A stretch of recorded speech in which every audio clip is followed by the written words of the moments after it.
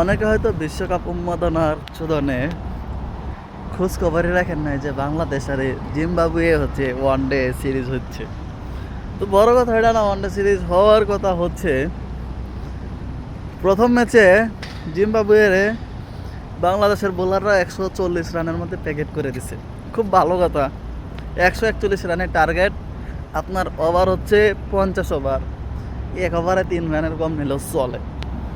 তো সেইখানে আমাদের সোনার ছেলেরা মানে ব্যাটসম্যানরা ওই চান্দুরা 110 রানে নিয়ে অল আউট হয়ে গেছে, না 100 কত রানে দেখলাম আজ। যাই হোক, তো এই ম্যাচও হারছে।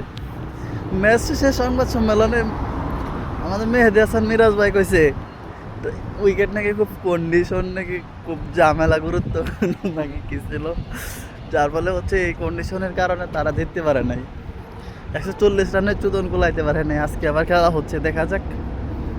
কেউ বলা যায় না যে আজকে আবার খেলা হইতেছে বাংলাদেশ জিম্বাবুয়ে। খেলাটা দেখেন সবাই।